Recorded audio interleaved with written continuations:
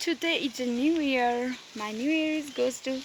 with Bakris. Oh my god. This hair is my father hair. छाता साता छैन रहेछ त्यही भएर बुवाकै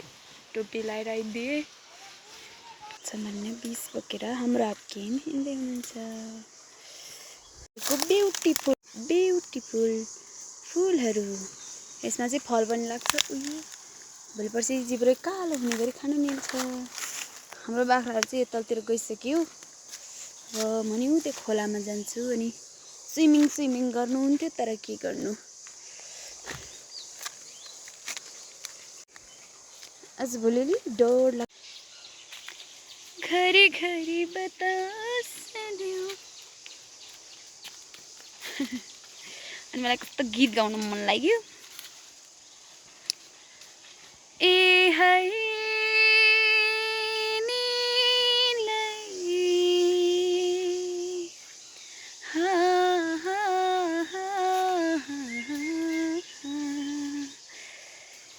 जिउधनै भाकेनी फुलपाती राखेनी देउरालीमा सुकाइ आए पातभरि माया ए है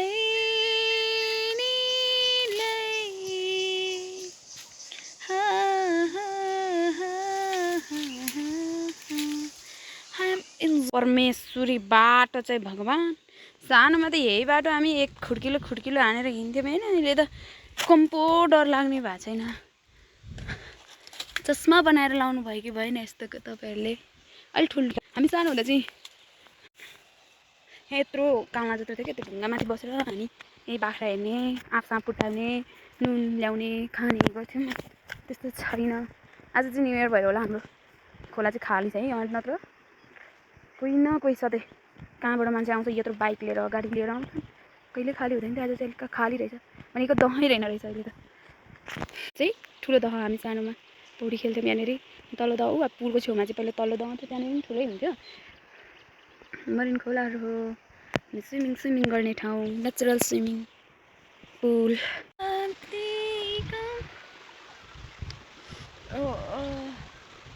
पसिना आइसक्यो बाख्राहरू यो जङ्गलमा तन्की घाँस खाइरह इसरी खोइ मैले देखाउँदै सकिरह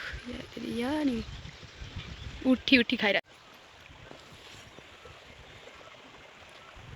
जमाउने जाने मन यस्तो घाम लागेपछि के गर्नु होला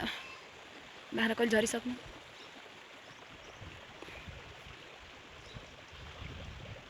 अन्त बाख्रा दह होइन दहै रहेन पानी रहेन त्यही भएर मान्छेहरू नआउँदैन बहिनी खोला धेरै सुक्यो तर हामी सानो हुँदा कति ठुल्ठुलो थियो यहाँनिर पनि दुईवटा झोडा जान्थ्यो एउटा यहाँ भयो अनि एउटा यहाँबाट जान्थ्यो दुईवटा खोला बग्थ्यो अनि एउटा पनि माछाहरू पनि छ है तर अब यहाँ देख्दैन थाहा नि तर मैले चाहिँ देखिरहेको छु त्यो ढुङ्गातिर माछाहरू पनि कति धेरै छ योभन्दा त कति धेरै हुन्थ्यो झन् पहिला त अहिले त्यति छैन हाम्रो आफगान चाहिँ माछा मार्न लाग्नु भएको छ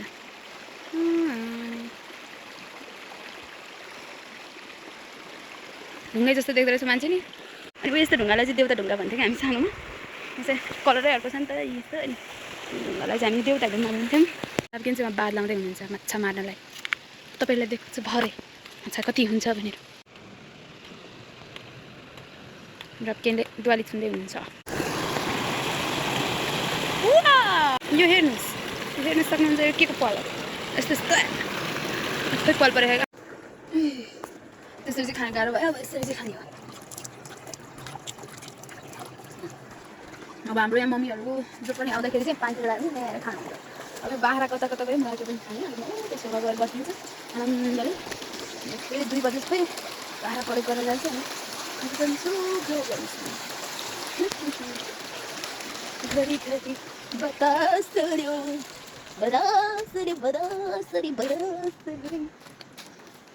बाख्रीहरू उति बेला गयो I have no idea about this अब म के गर्ने उहाँहरू स्टोन गर्दै हुनुहुन्छ पारीमा मलाई हो यस आई नो द्याट म थतिर जान्छु बाह्र पारी आउन थालिसक्यो ओके यहाँ चाहिँ सिसौको जङ्गल छ अलि चिसो छ सास फेर्न लायकको ठाउँ छ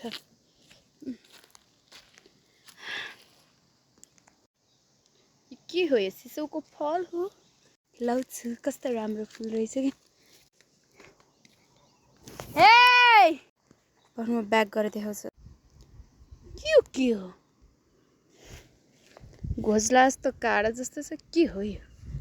के हो यो के हो